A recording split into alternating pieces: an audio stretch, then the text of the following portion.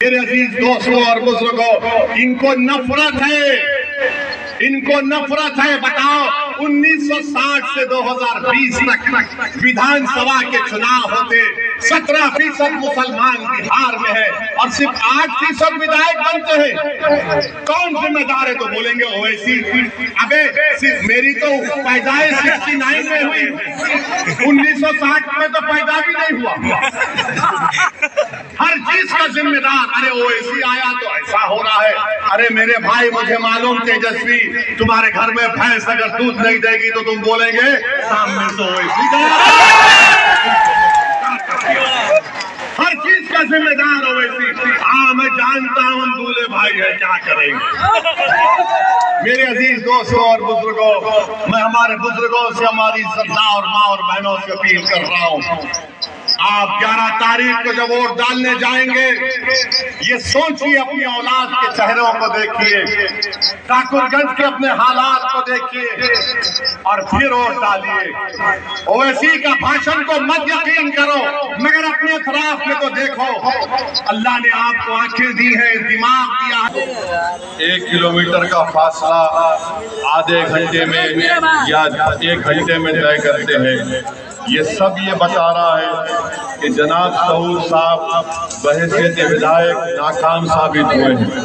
मैं इससे पहले भी कह रहा हूँ, चुनाव से पहले अगर सऊद साहब जनता के दरमियान में खड़े होकर उस जिस मुकाम पर वो जलसा कर रहे हैं, वहाँ के 20 लोगों का नाम बगैर कागज देके पढ़ के सुना दे तो मैं समझूंगा कि उन्होंने कुछ किया है ठाकुरगंज की जनता। और मैं जनाब सऊद साहब को बता रहा हूँ और उनके साथियों को बता रहा हूँ कि याद रखिए, अगर आप ये जो कह रहे हैं ना कि अगर सऊद को वोट नहीं देंगे तो जेडीयू बीजेपी का कामयाब हो जाएगा। जनाब सऊद साहब और आपके ठेकेदारों की जो तमाम दास्तानें हैं मैं जानता हूँ। मैं जनाब सऊद साहब और उनके ठेकेदारों को पैगाम दे रहा हूँ, यहाँ से बीजेपी जेडीयू को जो हराएगा, यहाँ से ठाकुरगंज से जो मोदी को शिकस्त देगा, उसका नाम हसनैन होगा, सऊद नहीं होगा। और ये बार बार कहना कि ओवैसी आएगा तो वो जीत जाएगा, मेरे भाई वो जमाना चला गया कि तुम जब डराते थे। अब ठाकुरगंज और सीमांचल की जनता बोल रही है, ऐ जालिमों, अब ओवैसी शेर बनकर सीमांचल में आया है, डरने की बात। इंसाफी के दौर का खातिमा होगा इंशाअल्लाह ताला। और आप जानते हैं मेरे भाई, मैं सऊद साहब से पूछना चाहता हूं, जनाब सऊद साहब, जरा हमको ये बता दो कि 1960 से लेकर 2020 तक जितने विधानसभा के चुनाव हुए, 1960 से लेकर 2020 तक, यानी 55-60 साल में जो चुनाव हुए, सऊद साहब और उनकी पार्टी हमको बता दे कि बिहार में 17% अल्पसंख्यक समाज के मुसलमान हैं। आपको मालूम कितने विधायक जीते 17% मुसलमानों के 1960 से लेकर 2020 तक? सिर्फ 8%। जो बैकवर्ड क्लास है उनकी आबादी है 25%, उनके विधायक जीते 35%। जनरल कैटेगरी के लोग हैं, उनकी आबादी है 10% और उनके विधायक जीतते हैं 34%। बिहार में 17% अल्पसंख्यक समाज मुसलमान है और उनके विधायक जीतते 8। और आप ठाकुरगंज में 5 साल में कुछ काम नहीं करवाए और अपनी नाकामी की बुनियाद पर आप ये कह रहे हैं कि अगर मुझे वोट नहीं डाले तो वो जीत जाएगा। याद रखो जनाब सऊद साहब और तुम्हारे ठेकेदार, कल तक कोई विकल्प नहीं था, कल तक कोई मुतबादिल नहीं था। आज मुतबादिल के तौर पर सऊद ओवैसी तुम्हारे सामने और बीजेपी के सामने खड़ा है। याद रखो, इस बात को भूल जाओ कि मैं काम भी नहीं करूंगा तब भी ठाकुरगंज की जनता मुझे वोट देगी। अरे ठाकुरगंज की जनता, ठाकुरगंज के मुखिया, ठाकुरगंज की पंचायत, ठाकुरगंज की ग्राम पंचायत ने फैसला ले लिया कि हम मोदी नीतीश कुमार को वोट नहीं देंगे, क्योंकि उन्होंने वक्फ का एक काला कानून बनाया जिससे हमारी मस्जिद, दरगाह, खानका और कब्रिस्तान को छीनना चाहते हैं। ठाकुरगंज की जनता ने फैसला ले लिया कि हम बीजेपी और नीतीश कुमार को वोट नहीं देंगे, जिन्होंने कुछ काम नहीं किया, सीमांचल से इंसाफ नहीं किया। ठाकुरगंज की जनता ने फैसला ले लिया कि मोदी ने काला कानून बनाया ट्रिपल तलाक का, मोदी ने CAA का गलत कानून बनाया, हम उसका साथ नहीं देंगे। ठाकुरगंज की जनता ने यह भी फैसला ले लिया सऊद साहब कि 17% है और 3.5% के मल्ला लोग जिनको मैं सलाम करता हूं, वो कह रहे हैं कि अपनी बार उप मुख्यमंत्री हमारा होगा। तो सुनो सऊद और तेजस्वी, 17% ने तय कर लिया, अगर 3.5% का मल्ला का बेटा उप मुख्यमंत्री होगा तो 17% का बिहार में सीमांचल का मुख्यमंत्री होगा। ये जज्बात में लाने के लिए नहीं कह रहा हूँ, मैं सीमांचल की जनता से कह रहा हूँ, चाहे वो हिंदू मुसलमान हो, शेरशाहवादी हो, सुरजापुरी हो, कुलैया हो, शेख हो, अंसारी हो, याद रखो, जब इस सरजमीन का बेटा पटना की गद्दी पर बैठेगा तभी जाकर सीमांचल से जालिमों के जुल्म का खात्मा होगा। ये कह रही है। मेरे अजीज दोस्तों और बुजुर्गों, मैं सऊद साहब से पूछना चाह रहा हूँ, सऊद साहब, क्या आपको याद है 24 अक्टूबर 89 को 79 को 24 अक्टूबर 1979 को क्या हुआ था सऊद साहब? भागलपुर का फसाद हुआ था। कौन सी पार्टी सत्ता में थी? 1000 लोगों की मौत हुई, भागलपुर की खेतों में लाशें पड़ी हुई थी, दफनाया नहीं गया, तो उस पर फूल गोभी उग गई थी। बताओ सऊद साहब, ये आपको याद नहीं होगा, अपने बुजुर्गों से पूछो। बताओ सऊद साहब, 22 सितंबर 2022 को सीवान में क्या हुआ था? सुनो, तुलसिया की आवाम 22 सितंबर 2022 को तेजस्वी यादव उप मुख्यमंत्री थे। सीवान में एक 7 साल का बच्चा अपने दादा के साथ मस्जिद में गिरफ्तार कर लिया पुलिस ने। हजरत पुलिस ने गिरफ्तार किया और हुआ क्या, वो 7 साल का बच्चा, उसकी माँ सीवान के पुलिस स्टेशन के बाहर खड़ी थी 2 दिन तक और वो रो रो कर कह रही थी, मेरे बेटे की उम्र 13 साल नहीं 8 साल है।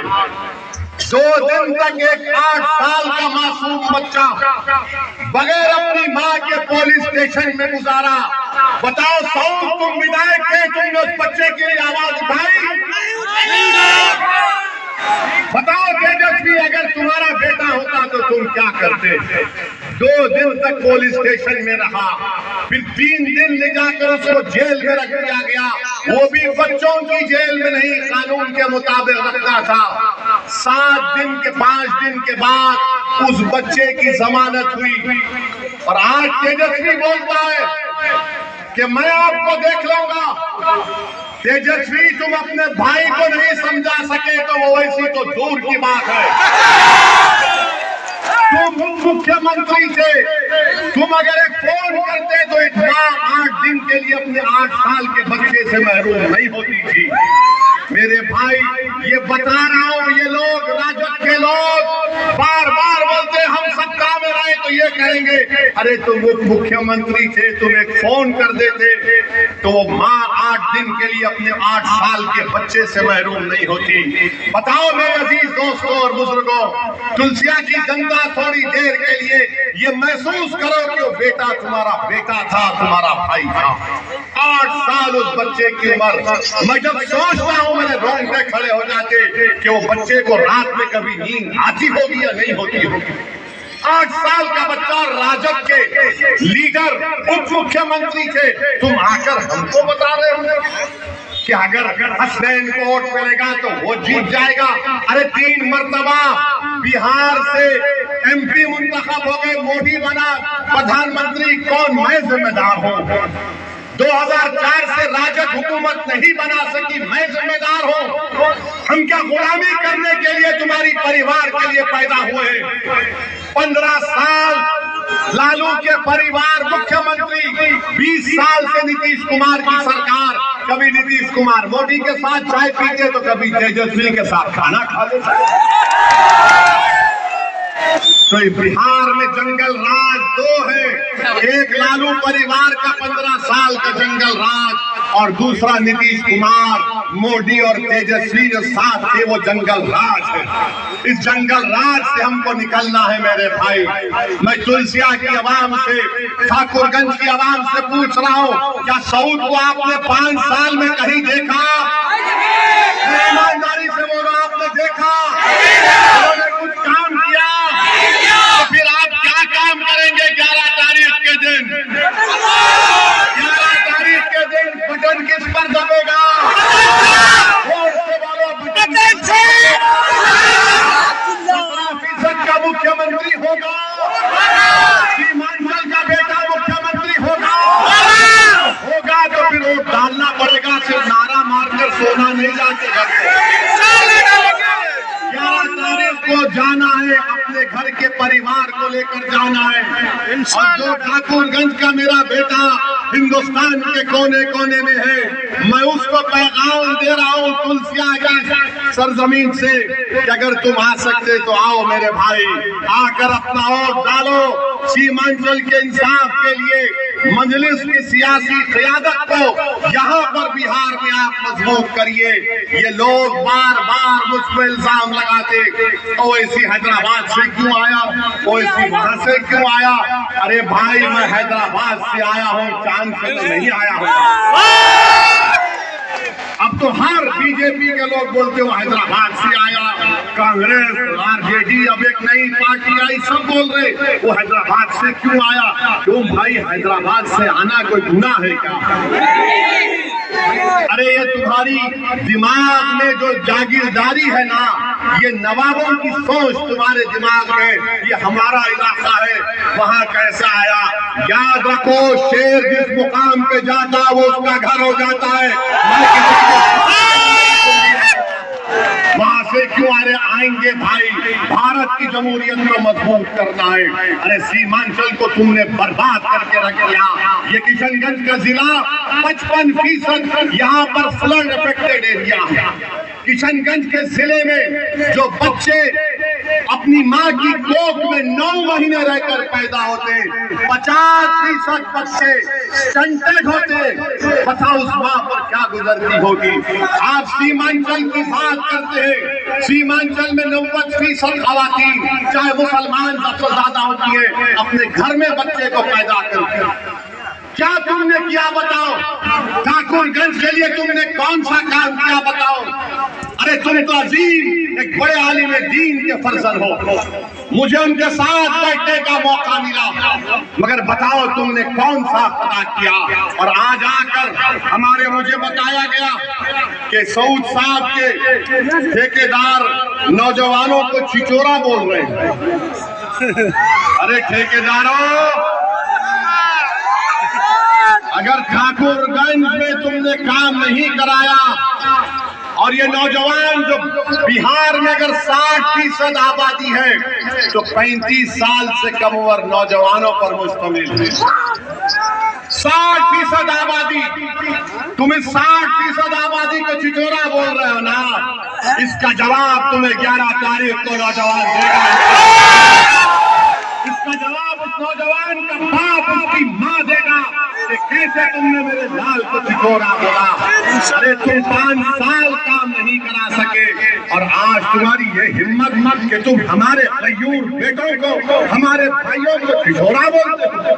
कभी गिरबान में झांक कर देख लेते कि तुमने कौन सा काम करवाया। अरे तुम्हारी जबान नहीं खुलती, तुम्हारी जबान को खोलने नहीं दिया जाता।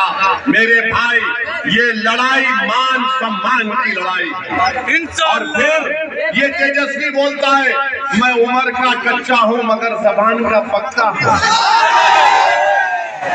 अगर तुम जबान के पक्के हैं तो फिर वो 3 हमारे विधायक को तुमने जो तोड़ा था उनको टिकट क्यों नहीं दिया बताओ? लिया था ना, 3 को लिया था। तो मालूम क्या हुआ? ये तेजस्वी लेता है, इस्तेमाल करता है और पानी में छोड़ देता है पूछो जाकर अंदर नहीं से इजारती से रुकनुद्दीन से। मुझे इसी बात का डर था कि तुमको इस्तेमाल करेंगे लोग, और जब उनका मकसद निकल जाएगा। क्यों लिया तेजस्वी 3-4 विधायक को? इसलिए कि सीमांचल से इंसाफ की बात मजलिस कर रही थी। तेजस्वी नहीं चाहता था कि सीमांचल में इंसाफ हो। तेजस्वी कभी नहीं चाहेगा कि सीमांचल में इंसाफ हो। तेजस्वी कभी नहीं चाहेगा कि सीमांचल के नौजवानों के चेहरों पर मुस्कुराहट आए। तेजस्वी या बीजेपी कभी नहीं चाहेगी कि किशनगंज में नदी के कटाव का काम हो। ये कभी नहीं चाहेंगे। सीमांचल से इंसाफ उस वक्त होगा जब तुम ताकतवर बनोगे, तुम नेता बनोगे, तुम पटना की विधानसभा में जाकर तुम मुख्यमंत्री की कुर्सी पर जब बैठोगे इंशाअल्लाह ताला, मैं जो कुछ कह रहा हूं अल्लाह उसको पूरा करेगा इंशाअल्लाह।